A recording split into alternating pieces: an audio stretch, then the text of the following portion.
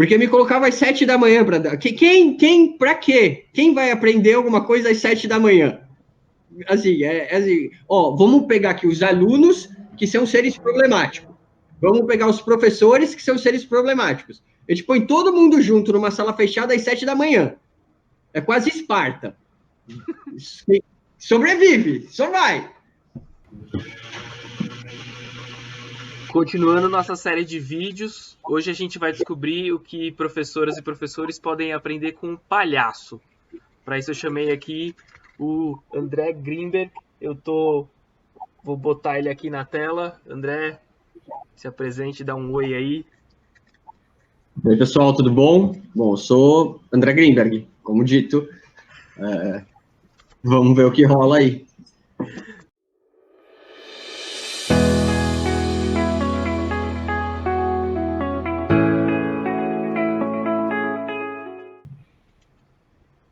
Eu acho que tem talvez duas coisas principais, mas acho que talvez a maior de todas seja o desaprender.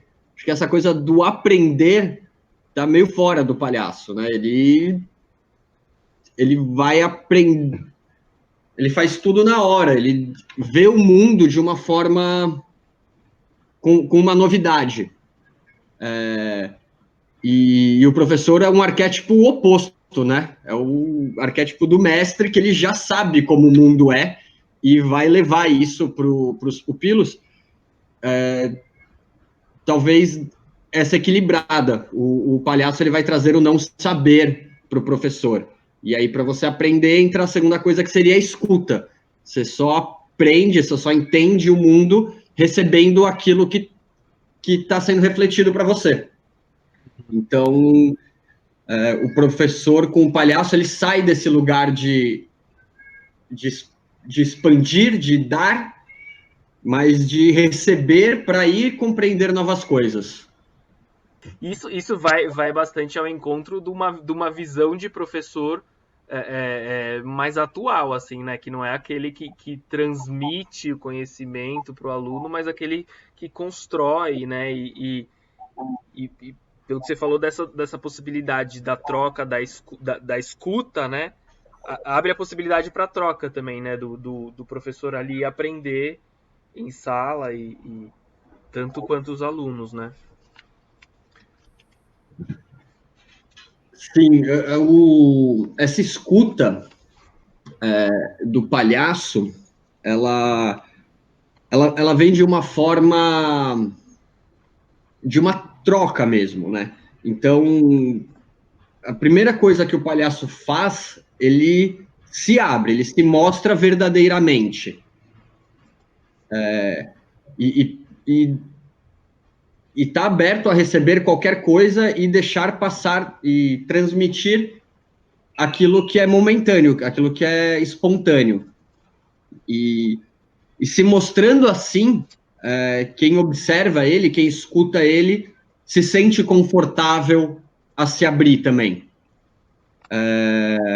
Então, o palhaço ele vai falar, ó, eu sou isso aqui. Tipo, não é nem bom nem ruim, é isso. Uhum. E aí, isso vai reverberar em quem observa ele, e aí essa pessoa vai falar, ah, que legal, eu também sou isso aqui. E aí, daí vai surgir a troca. E esse isso aqui, que o palhaço e a pessoa no final é a mesma coisa. Então, é quase como se a pessoa se reconhecesse no palhaço. Ela olha e ela fala, nossa, que estranho, que torto, que idiota. E sempre que eu usar o termo idiota, é uma qualidade. Ela vai falar, que estranho, que torto, que idiota. Nossa, que parecido comigo. Uhum. E que são coisas que eu não quero mostrar. Que eu sou estranho, que eu sou torto, que eu sou idiota. Mas talvez para esse ser que está aí eu possa. Tipo, e aí vai gerar uma troca. Os dois vão se colocar. O que eu vejo que é diferente de um professor e de um professor arquetípico, talvez antigo, eu não estudo, né, educação mesmo, mas eu sei que existem movimentos de uma mudança grande em relação a isso, mas esse professor arquetípico é aquele que se coloca ali com o saber, com um quase superior, né, e o aluno pode surgir aquela coisa de, eu não vou mostrar minha fragilidade para ele, né? Como assim, alguém tão num pedestal, por que eu vou fazer uma pergunta se essa pergunta pode ser idiota? Qual vai ser a reação dele ao ver a minha pergunta idiota, né? É importante esse momento, né, do aluno sentir a vontade de admitir que ele não sabe, que ele tem dificuldade, mas ele não vai fazer isso para aquele professor que tá numa posição superior putz, essa pessoa vai me julgar se eu mostrar que eu não sei isso, né? Ela vai me... eu fico... O aluno se sente inferiorizado, e aí mostrando, né, se mostrando esse lado mais frágil, o professor abre caminho para isso. E você falou dessa questão de mostrar que ele está mais próximo. Você acha que o professor ele é menos humano enquanto professor? Sim. Não o indivíduo, né, mas o ser professor, mesmo socialmente, em toda a colocação de, tipo, um ali passando conhecimento, vários assistindo, numa posição de quase de ritual, né, a pessoa ali, não que o palhaço não esteja nisso, porque o palhaço também está no palco e ele consegue quebrar isso. Mas o professor, ele traz símbolos, né, ele traz o giz, o jaleco. Se a gente for pensar num senso comum, em consciência coletivo, desenho animado, uma régua, né, o chapéu de burro, o milho, que a gente sabe que teoricamente não existem mais esses professores, mas aí tipo, tá na cabeça das pessoas, assim como o palhaço ele pode estar de cara limpa e o que está na cabeça das pessoas é o Bozo, né? E na cabeça das pessoas está esse outro professor. Então eu acho que ele é desumanizado tanto pelo contexto quanto pelo que se espera dele e muitas vezes pelo como ele se coloca. Eu imagino que não é fácil, por exemplo, você estar lá numa classe com 30 adolescentes. E se fragilizar ali pode gerar muitos machucados. Então é natural que você se feche e se mostre professor, não se mostre pessoa. Só que daí isso acho que vai gerar ruídos de comunicação. Eu pensei num exercício desse agora, assim, uma coisa que a gente trabalha muito da relação com a plateia, né? Porque o palhaço, quando ele entra em cena, a menos que seja um palhaço de rua ou em questões muito específicas, ele tá lá no palco também, iluminado, as pessoas no escuro. Então, o palhaço, ele tá emanando alguma coisa e as pessoas só recebendo. E ele tem esse trabalho de quebrar essa ritualística para ele poder se conectar com as pessoas. E tem muita coisa de palhaço interagir com o público. E acho que quase todo mundo que já foi no circo, que já foi no teatro, que viu, quando o palhaço olha ali para a plateia e ele dá a entender que ele vai precisar de alguém para ajudar ele, tá todo mundo se retraindo, porque ninguém quer ir. Assim como um professor olha e fala, me responde, ninguém quer responder. Né? Talvez tenha aquele aluno arquetípico também que sempre quer, mas no geral não quer. E aí uma brincadeira que tem, dessa coisa de se fragilizar e quebrar, é assim, você amassa uma bola de papel, dá para alguém do público e fala que você vai fazer malabarismo. E aí você volta para o palco e pede para a pessoa arremessar essa bola para você, lá da plateia até o palco. Provavelmente ela vai arremessar muito longe de você, num lugar que você nunca conseguiria pegar. Porque ela não tem treino, porque uma bola de papel é leve, é ruim de jogar, então a bola vai cair fora. Eu posso olhar para essa bola e olhar para a pessoa e, tipo, culpar a pessoa por jogar a bola errado. Falar assim, tipo, mano, você é idiota. Como assim? Tipo, eu tô aqui, você jogou a bola ali. Essa pessoa ela vai se retrair. E todo o público não vai querer que você chame, porque vai falar, ele vai me zoar. A mesma situação, a pessoa pode jogar bola, eu posso olhar e... Desculpa, eu estava no lugar errado. A bola foi pra... Eu deveria estar ali com a bola. Né? E aí eu trago a idiotice para mim. E aí o público vai se divertir. Talvez eles até joguem outras bolas cada vez mais longe, para ver o quão eu vou ficando desesperado porque eu não estou no lugar certo. Levando para a sala de aula e essa questão da pergunta, é isso. O aluno pode levantar a mão e fazer uma pergunta ruim. O professor pode falar assim, você não está prestando atenção? Como assim? Que absurdo. Não, essa pergunta já está explicada, está no caderno, tal. Ou o professor pode trazer o erro para si. Tipo, se ele não entendeu, eu que comuniquei errado alguma coisa. Então, pera, calma, eu expliquei isso, não foi, então deixa eu tentar outra coisa. Tipo, se colocar no lugar do receptor da bola, de falar a bola está no lugar certo ou não. Em vez de passar a responsabilidade para o outro. E isso pode ser mostrar o ridículo, né? O professor explica uma vez, explica duas, explica três, o aluno não entendeu, ele pode fazer uma cara de desespero. Aí é como o aluno vai receber. Essa cara de desespero é porque eu sou burro ou essa cara de desespero é porque ele não consegue fazer alguma coisa? E isso pode gerar empatia. Porque daí o aluno pode falar, eu quero... Não, pera, coitado, ele tá desesperado. Meu Deus, então deixa eu focar mais. Assim como a pessoa da bola, ela pode falar, mano, coitado desse palhaço, ele tá sofrendo porque ele tá no lugar errado. Então deixa eu me esforçar muito para jogar essa bola. Essa coisa do professor fora de sala de aula, eu dei aula um tempo e preferi ser palhaço do que professor, porque eu sou melhor como palhaço, espero. É muito engraçado, né? Acho que todo professor tem isso, no que o aluno encontra ali fora da sala de aula é meu Deus, tipo, ele não se materializa ali e sai, ele não fica guardado ali no escaninho e sai na hora da aula. E acho que isso é um sinal nítido que o aluno não vê o professor como um ser humano.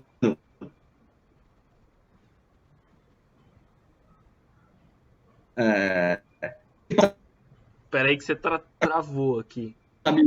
Você tá em Cortou, câmera né? lenta. Você tá em câmera lenta. Voltou? Tá voltando. Voltou. Tá. Enfim, o professor fora da sala de aula, que o aluno fica, meu Deus, ele tá fora, ele não se materializa ali, é um sinal claro que o aluno não vê o professor como alguém além de professor. Ou, para a gente fazer essa brincadeira da bola, de quem é a responsabilidade, ou o professor não se passa como alguém além de professor, e por isso o aluno se choca. É um equilíbrio, né? Eu acho que o aluno tem que se preocupar com o que ele recebe e o professor com o que ele passa. Então, o professor, tipo, se ele tá chocado é porque ele não me vê como um ser humano. Calma. Quais são as cascas e os arquétipos que eu tô colocando ali? E eu acho que isso vem muito da escuta, de trocar, né? De se mostrar frágil. E ouvir o que é necessário no momento. O exemplo que eu tinha dado... do Jacó, que foi meu professor de física, acho que foi seu professor de física também. Eu considero um baita professor. Ele estava ensinando lá alguma coisa de física, que eu não lembro, mas era um baita professor. E tinha a letra Ni na fórmula, e aí ele colocou lá, não sei o que lá, Ni. Deu uma pausa, deixou a voz mais aguda, Ni, fazendo uma referência clara a Monty Python. Eu e um outro aluno morremos de rir. O resto da sala ficou em silêncio absoluto. Ele se virou de volta para a sala, repetiu o Ni algumas vezes e a sala em silêncio absoluto. E olhando assim, o que é esse professor idiota, falando Ni loucamente? O que são esses dois alunos idiotas rindo muito e não estou entendendo o que está acontecendo. E aí, o Jacó ouviu isso. Ele ouviu que a dúvida sobre a piada era maior do que a dúvida sobre a fórmula. E aí ele falou, tem coisa mais importante, peraí, vocês não conhecem Monty Python? Vocês não sabem o que é Monty Python? Desenvolveu uma conversa sobre Monty Python, indicou os filmes do Monty Python. Quando as pessoas entenderam, ainda achando a gente idiota, o que é bom, elas já estavam ali. E aí, quando ele voltou para a fórmula, as pessoas estavam... Se ele mantivesse na fórmula e as pessoas iam sair só lembrando, o que ele estava gritando na aula do Ni? Enfim. Isso já mostra alguém que assiste filme, alguém que faz piada, mesmo a piada não tendo funcionado, já humaniza ele de algumas formas. E eu acho que na escola, pode citar os nomes da escola? Eu não sei se... acho que sim, acho que pode. Eu estudei no Oswald, e fui aluno do Jacó no Oswald, e algumas coisas na escola ajudavam a humanizar o professor nesse sentido, porque tinha serão musical, declamação de poesia, uns eventos fora, que daí você via o seu professor tocando violão e cantando tal tipo de música, e aí aquele cara super certinho de uma matéria de exatas está lá tocando um heavy metal gutural, e aí você já falava, não, pera, ele é outra coisa ali. Tipo, existe uma lei. Então essas atividades, essas brincadeiras de mostrar você não dando aula, né? Ou tinha coisa de... Na época, eu fazia circo, e aí a gente ficava brincando no intervalo. O professor vinha e queria aprender malabares. Ele era muito bom em literatura e muito ruim em malabares. Isso já tira ele do lugar de professor. Não tira a autoridade dele, porque quando ele estava na aula, a gente falava, não, aqui ele é autoridade, mas ele está como autoridade, mas ele é o cara que não sabe jogar malabares. Ele é o cara que gosta de metal, ele é o cara que assiste filme antigo que só os outros 2 alunos nerds dão risada. Então ele deve ser nerd como eles.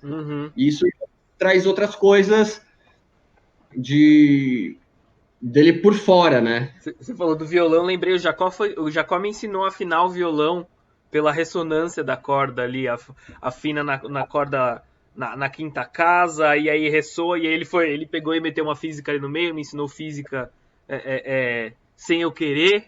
Eu queria aprender violão, o cara vai me ensinar física no meio do negócio, eu achei meio invasivo, mas ele que me ensinou isso.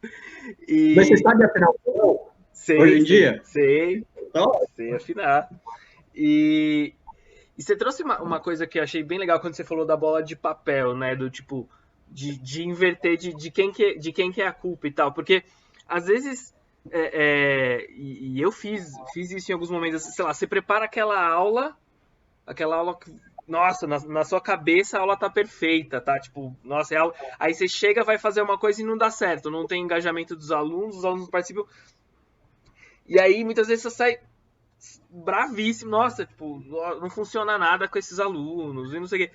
Eu fico imaginando como que é pro palhaço isso. Você pensa numa sketch e a plateia não riu. O que o palhaço faz que é diferente desse professor que vai ficar pé da vida com os alunos?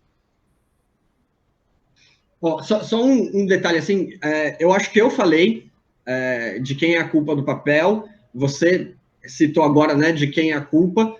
Acho que o primeiro passo é tirar a culpa, né? É colocar ação e consequência. E você só consegue mudar suas ações, você não consegue mudar do outro. Então, assim, o cara jogou a bola errado, se eu coloco, tipo, ele precisa jogar certo para funcionar, eu vou ficar à mercê. Se eu falar, eu preciso estar em outro lugar para pegar essa bola, você muda de lugar, né? Isso do palhaço, quando ele não faz a piada. Para começar, atrás de todo palhaço tem uma pessoa, né? Então, óbvio que rola frustração, você fica bravo. Só que como você já está trabalhando com essa fragilidade do ser humano, conforme você vai tendo experiência, você vai ficando menos e vai achando formas de contornar. Então eu tenho uma piada, eu tenho um roteiro, eu faço. A pessoa não riu, o público não riu, voltando para a bola eu posso falar, esse público é ruim, para começar. E aí se eu fiz isso, eu já perdi. Ou eu posso falar, ok, próximas vezes eu vou ver como eu posso mudar essa piada para ela ser engraçada. Mas na hora, eu posso fazer a piada, eles não rirem, e eu finjo que nada aconteceu e sigo em frente, o que vai deixar aquele climão chato de o cara não é engraçado. E a gente tem até um termo técnico que chama flopar. Você faz a piada não entra, você flopou. Ou você aceita. Ou você faz a piada, o público não riu, Assim, eles sabem que você estava tentando fazer uma piada. Não adianta fingir que não. Ele não riu. Pode falar palavrão? Vamos tentar. Eu não falei nenhum até agora, mas podemos. Bom, eu vou falar 2 vezes, qualquer coisa você corta, enfim. O público riu. Meu, assume. Faz sua cara de bosta. Você tá bosta por dentro. Tipo, assume. E aí o público vai rir. Ele vai rir porque ele vai ver a sua fragilidade ali. Ele vai ver o seu ser humano. Ele vai se reconhecer. Quem nunca... Aconteceu uma coisa muito engraçada ontem, e aí você chega, gente, vocês não têm ideia do que rolou. E aí você vai contar, não tem nem de perto a graça do que aconteceu no dia. E fica todo mundo em silêncio. Você se falar, puta, mas na hora, eu juro que foi engraçado, tipo, juro, as pessoas vêm junto com você. Então, o palhaço é isso, ele fez a piada, ela não entrou, mostra que ela não entrou, assume que ela não entrou. E tá tudo bem. É isso que é engraçado, é a sua verdade. E para a próxima piada também deixa essa para trás. Se você planejou uma coisa para aula, não deu certo. Tudo bem, vai ter uma frustração. Mostra essa frustração. Não em forma de... Não terceirizando, de bronca, de não sei o que lá e tal, mas você pode demonstrar ela e para a próxima aula desencana. Não fica assim, ai meu Deus, as aulas não estão entrando. Ai meu Deus, a piada não deu certo. Não, a próxima aula é outra aula. E se não funcionar, segue o barco. Eu acho que quando você planeja uma coisa muito planejada, você tira a possibilidade da escuta. Então, se você na sua sala planeja tudo certinho, quando você chega na aula e você vai fazer aquilo, quando você planejou, você não estava escutando a resposta dos alunos. Então, você tentar fazer aquilo, você vai estar ignorando a resposta deles. E você vai estar esperando a resposta certa, né? Você está esperando a bolinha naquele lugar. E então o mapa de cena que a gente faz com o palhaço, existe o ponto A e o ponto B. Eu sei aonde eu quero chegar. Eu não sei que caminho eu vou seguir para isso. É igual coach, né? Flopei na piada. Um exemplo de palhaço, os coaches. Mas eu não sei. Então, o palhaço, claro, depois que eu desenvolvo o espetáculo, eu treinei muito, eu tenho esse caminho torto. Uhum. Mas eu estou montando um espetáculo. Eu tô montando uma cena agora que é um palhaço dando a luz. Eu sei onde eu quero começar. E eu sei onde eu quero terminar. Eu não sei aonde vai. E cada dia vai para lugares diferentes. Claro, eu estou anotando, estou vendo o que funciona, o que não funciona, para quando levar para o público, esse caminho torto, ele é planejado. Uhum. Mas a trilha sonora pode não entrar na hora certa. Eu não vou parar e falar, tipo, gente, desculpa, a piada não funcionou porque a trilha sonora não entrou. Eu não vou... A pessoa não... Eu vou acompanhar esse processo. Tem o Tebas, é um palhaço, ele tem um livro que chama O Palhaço e o Psicanalista, ele dá um exemplo de viagem, né? Quando você vai viajar, você precisa planejar, você precisa saber para onde você vai, que lugares você quer ver, você viu fotografias no Google do que é interessante, existe um planejamento. Mas se você planejar demais, assim, uma viagem, saber exatamente o que você quer ver, que foto você quer tirar, em qual ângulo você quer tirar, aí você vai, consegue tirar essa foto, dá tudo certo, você pega o Uber na cidade, vai de um lugar para o outro, duvido que no seu planejamento você planejou a conversa que você teve com o Uber. Então, provavelmente, é um time skip ali. Então, você entra no Uber, não conversa com ele, chega no outro lugar, sai tudo perfeito, você não precisa viajar. Você já tinha isso na sua cabeça. Você já tinha as fotos no Google.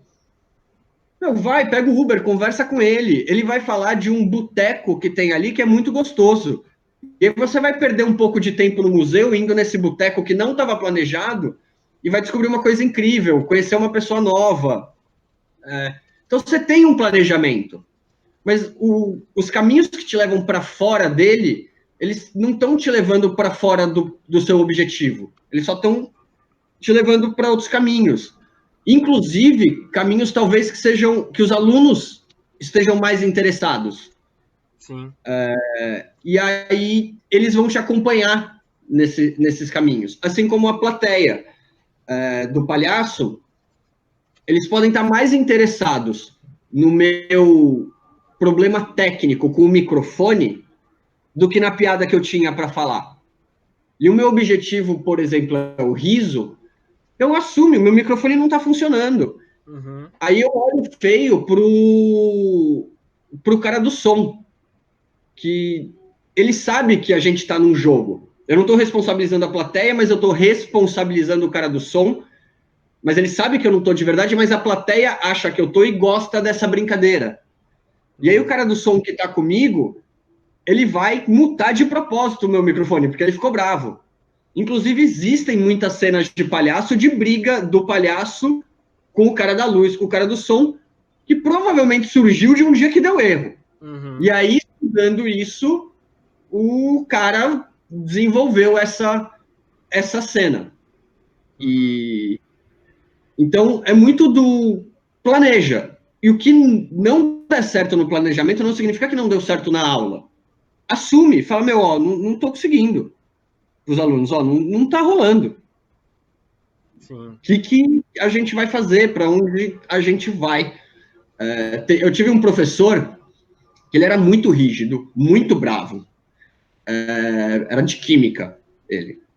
E a gente odiava a aula dele. E aí a gente estava em conflito, a gente não estava numa troca. E aí a gente ficava bravo porque ele era muito rígido, ele ficava mais bravo porque a gente bagunçava, não prestava atenção, e era um problema eterno. E aí ele teve um filho. E aí as prioridades dele mudaram 100%. Ele não era nem aí se a gente estava bagunçando ou não. Ele chegava com uma olheira gigantesca. Ele chegou a dormir na mesa ali dele enquanto a gente fazia exercício. Isso humanizou ele de uma forma de, ele não tá mais no conflito com a gente. Ele só tá ali frágil, cansado, com cheiro de leite azedo, com a roupa de ontem, despenteado, torto, esquisito, idiota. E aí, no que a gente viu, a gente falou, se a gente... Ele não tava mais no cabo de guerra. Não adiantava a gente puxar. E aí a gente entrou. E aí começou a fluir. Em vez de 50 minutos de bronca, a gente tinha 10 de aula, 40 do cara meio dormindo, ou falando do filho, e a gente aprendeu muito mais de química. Uma vez eu ouvi uma... Eu não lembro se eu falei, se foi um aluno que falou, se foi um exemplo que um professor deu, ou se eu sonhei. Eu não lembro. Às vezes tem as vozes na cabeça também, né? Assim, professor, não entendi. Aí o professor explica. Professor, não entendi. O professor explica. Professor, não entendi. O professor explica. Professor, você já explicou 10 vezes desse jeito. Eu não entendi na primeira. Tipo, vamos para outro caminho. Não é que eu não ouvi. Eu não entendi. Então, é isso. Tipo, fui. Não tive resposta, vou de outro jeito. Ah, mas eu não sei que jeito ir. Tudo bem, assume. Fala, gente, não rolou. Semana que vem, a gente vai voltar nesse tema de outra forma. Alguém entendeu? Ah, eu entendi. Você tem outro jeito de explicar isso? Então, explica você para mim, sei lá. Tipo, vamos fazer outros caminhos para chegar no mesmo lugar. E acho que tem uma questão da característica, e aí vem um pouco de formação, né, de professores, o professor ter ali um leque, algumas formas de resolver os problemas, para tipo, não deu certo fazendo... Não deu certo desenhando aqui na lousa, mas pode ser que fazendo uma analogia dê certo, pode ser que mostrando um vídeo dê certo, pode ser que trazendo um jogo dê certo. Então precisa ter ali um repertório, né? Tipo, para variar, para trazer as coisas. Agora eu não sei se você tá muito parado ou se você travou. Outra coisa que você falou de pegar um desvio quando acontece alguma coisa, eu lembrei de um caos. Eu estava dando aula para o 5º ano, eu dava aula de ciências, e a gente estava falando da relação do exercício físico com o batimento cardíaco. E os alunos estavam desenhando experimento, era uma aula de ciências, mas era mais focada no pensamento científico e nos procedimentos de construção da ciência, da tecnologia e tal. Aí um aluno virou, e assim, ele era um aluno que estava super dentro dos objetivos para a série, e a sala estava lá engajada nos exercícios. O moleque virou para mim e falou: Vitor, e ele era, sabe aquelas crianças meio fora da curva, assim, que parece que é um pouquinho mais velha do que ela realmente é? Tipo, ele via os outros bagunçando e ele ficava: nossa, como eles são imaturos. Ele falava coisas desse tipo, assim. Ele virou pra mim e falou: Vitor, que coisa estranha. Fico imaginando assim, do nada veio alguém e inventou um smartphone. E, cara, isso eu fiquei assim, velho, ele tá. Meu, aí eu tive uma conversa com ele e eu falei: não, peraí, vem cá, vamos conversar. E aí eu comecei a falar das inovações, como elas são construídas assim, de uma forma gradual, uma em cima da outra, e que o smartphone, na verdade, ele é um aglomerado de várias outras inovações. Então ele tem câmera, tem tela, tem acelerômetro, tem jogo, tem um monte de coisa ali dentro. E aí eu fui contando que as coisas elas não são construídas pensando no pensamento científico. Eu falei pra ele: os produtos não são feitos do nada, assim, eles são construídos em cima de pesquisa, igual as pesquisas científicas. Então, assim, um cientista vai trabalhar em cima de uma pesquisa anterior para poder elaborar essa tese dele, vai publicar, vai comunicar, e assim também a tecnologia. E foi muito louco, porque aí eu estendi depois esse diálogo. Na hora eles estavam numa atividade bem agitada, correndo na quadra para medir batimento cardíaco e tal, então não deu para conversar com todo mundo. Mas depois eu estendi essa conversa para a sala, assim, foi uma oportunidade gigantesca que apareceu ali, que eu poderia ter virado e falado: não, agora não, né? Eu acho que tá aberto ao imprevisto. Assim, você estava falando de ciência, de método científico, e que no momento você não estava falando disso, mas era algo que a sua matéria envolvia. Então é isso, tipo, isso não funcionou, mas lá para frente eu ia falar isso. Então já falo agora para engajar. E você consegue desviar e voltar. E claro, se você desviar sempre, o tempo inteiro, e não voltar o tempo inteiro, você não chega no objetivo. Mas é diferente, eu digo, não é o momento agora, e aí daqui 5 aulas você vai falar isso e o cara já perdeu o ímpeto, e você falar. E outra, quando você acolhe essa escuta, vai ter horas que realmente você não pode desviar. Só que eu acho que daí no momento, se eu não posso desviar a fala, não posso desviar for exceção, os alunos vão ouvir também e vão falar: não, dessa vez ele não pode, então tudo bem. Sabe? Não é o sempre não posso. É tipo, desviei aqui. Gente, agora reta final, agora a gente tá fazendo prova, realmente não posso falar. E aí rolam: não, tudo bem, mas depois a gente sabe que volta ao normal desse fluxo. E é experiência, né? O palhaço também. Quanto mais velho o palhaço, melhor ele é, em geral. Porque você vai descobrindo outros atalhos. Então, esse negócio da piada não deu certo. Eu trabalhei muitos anos em dupla, né? Eu tinha uma dupla e a gente, de se olhar, a gente sabia o que o outro estava pensando em cena. Sempre que acontecia alguma coisa errada, fora do script, a gente se olhava e você já sabia para qual caminho o outro ia e brincava. E com o tempo, a gente tinha cartas na manga. A gente tinha piadas prontas, que não eram do espetáculo, para quando uma piada dava errada. E uma delas era isso, tipo, eu fazia a piada, eu flopei, deu errado, ele parava, saía do personagem, olhava para mim e falava: que droga de piada. E o público morria de rir. Eu sabia que ele ia falar isso. Até que chegou o ponto que a gente começou algumas piadas a errar de propósito, para poder fazer essa piada, que era melhor do que a piada em si. Uhum. E aí já tinha um outro planejamento. Claro, ainda existiam coisas completamente fora, que a gente não tinha se preparado, sim. E era isso que dava vida. Uma vez entrou, a gente no meio de um espetáculo, na hora que a gente ia começar uma cena que a gente tinha uma besta que fazer Guilherme Tell acertar a maçã e tal. Um bebê que engatinhava, não devia ter 1 ano e pouco, saiu do colo da mãe, que estava na primeira fileira, engateou até o meio do palco. A mãe fez um olhar de desespero, de eu preciso buscar. A gente só olhou para ela e falou, meu, deixa aí, tá tudo bem. E a gente continuou fazendo o espetáculo com aquela bebê no meio ali. Pulamos a cena que ia voar uma flecha para acertar uma maçã, porque um mínimo de bom senso. Mas a gente ganhou muito. Assim, ninguém viu as nossas piadas, todo mundo viu o bebê. Mas saiu achando que foi o nosso espetáculo. Quando foi o bebê, a gente nunca pensou, meu, se entrar um bebê em cena, o que a gente faz? A gente só deixou. E mudamos as marcas, fizemos um espetáculo em volta do bebê, e ela olhando a gente ali, uma hora deu no saco, ela voltou engatinhando pro colo da mãe. Eu tenho certeza que se a gente falasse, não, meu, tem um bebê aqui, mãe, volta, pega, a gente já ia parar o espetáculo, o bebê ia ficar no colo, ele não queria estar no colo, então ele ia chorar, ia se incomodar, a mãe ia levantar, a gente ia perder o público. Ia ficar aqui, tá bom, tem um bebê aqui, segue o barco. E a gente não sabia o que fazer com isso. Hoje em dia a gente não sabe. Um bebê entrou, a gente deixa.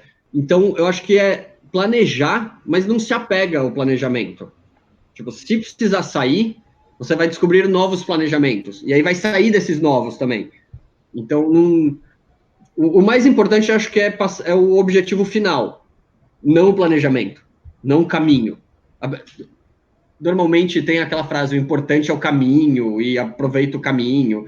É verdade, mas assim, não se apega ao caminho que você pré-estabeleceu. Se você vai chegar no mesmo lugar, mesmo que demore mais. Então, você pode descobrir... Só um segundo, meu interfone.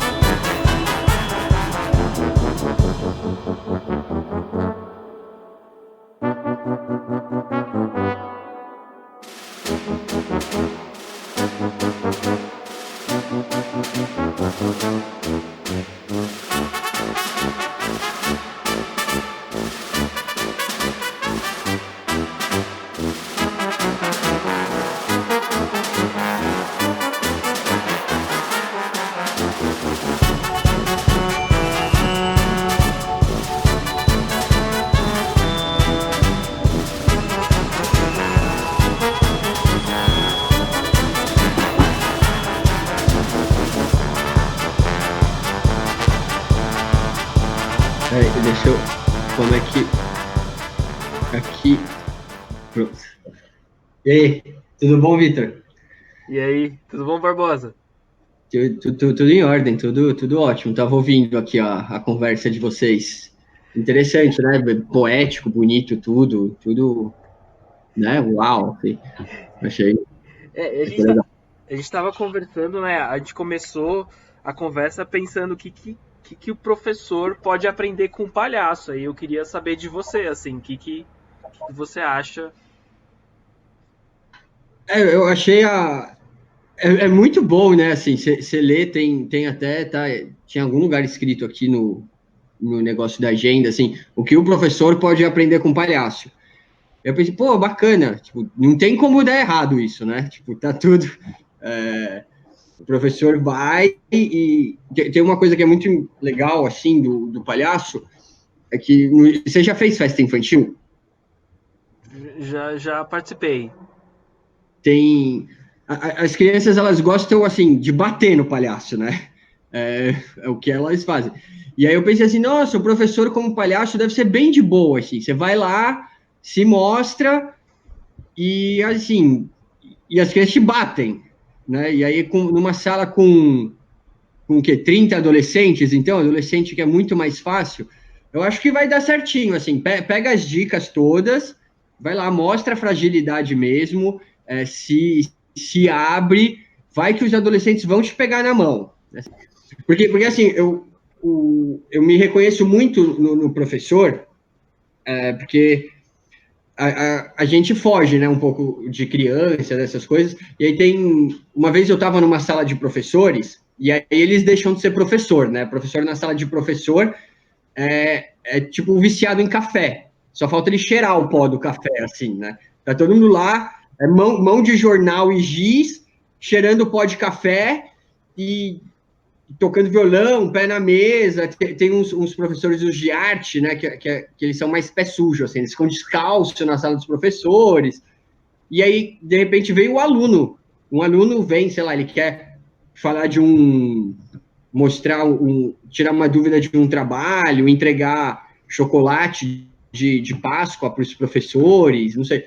O aluno, ele passa pelo batente. Já viu aquele filme Monstros S.A.? Quando a criança ela passa a porta, é um caos, assim, tem desinfecção, todo mundo pula, corre. O aluno entra, o professor entra num pânico, mas num pânico, assim, ele joga a carteira na porta, eles se protegem, aí ele escolhe, não, você vai falar com a criança, você vai falar, porque eles se sentem super seguros, né? É um ambiente... olha, eu esqueci de maquiar minha sobrancelha, mas tá tudo bem. Eles se sentem seguros com os alunos, né? O professor está super bem. E aí, quando ele se abre e o aluno aparece, eles querem morrer. Então, eu acho que isso porque eles estão em bando na sala dos professores contra um aluno. Agora, imagina um professor aberto para 30 alunos. Só não faz, gente. Assim, deixa o palhaço no lugar dele, o professor no lugar dele. A cultura já está ruim. Se as pessoas começarem a achar o professor palhaço, ninguém vai mais pagar a gente. Vamos manter, assim, cada um no seu quadrado, né? Como diria a música. Eu não sei, acho que é por aí. O Barbosa, o André, agora há pouco, ele me falou que o professor... Você está remixado na imagem. Ainda tô? Strobo. Não, agora você já tá normal. O André falou agora há pouco que em algum aspecto o professor não é humano. O que você acha disso? Não é. Para fazer o que o professor faz, não é. Precisa ser uma máquina. Precisa ser um Avenger, assim. Porque ele é engraçado, né? Porque o professor ele tem a forma professor, assim, né? Professor não. Eu ia falar não come, não bebe, assim, bebe água. O professor sempre tem uma garrafinha que deve ter café diluído lá para ele, ou pó de giz, não sei. Mas assim, ele não come, ele não namora, ele não tá cansado, ele não tem emoções. A vida dele é a disciplina dele. E é bem estranho, porque você como aluno, assim, eu vou falar, eu já fui aluno, eu fui expulso uma vez de uma escola de inglês, você vê o tipo de aluno que eu era. Mas você vai falar com o professor, você não tem assunto. Você tem assunto com o professor? Eu queria falar sobre... Você não consegue nem desenvolver assunto de elevador, né, com o professor. Você não pergunta do clima. Você fala, professor, como é que tá? Tá tudo bem? Você fala assim, professor, tenho dúvida. Professor isso, professor aquilo. Eu acho que você não vê ele como um ser humano. E acho que, assim, o professor, às vezes, não se vê, né, como... Ele se transforma. Agora eu sou professor, agora eu sou pai. Em vez de ser só uma pessoa batendo um papo com as pessoas sobre o que ele conhece, né? Você pode... E aí é isso, você pode falar de da sua disciplina, você pode falar de outras coisas, mesmo porque tem umas disciplinas que são bem insuportáveis, né? E aí você não vai querer conversar com a pessoa se ela só fala disso. Ele precisa só ser mais assim, sei lá, eu não sei, eu tô aqui fazendo um podcast, eu não sei o que falar, tipo, não sei porque me chamam para falar aqui, tipo, eu não tenho o que contribuir, né?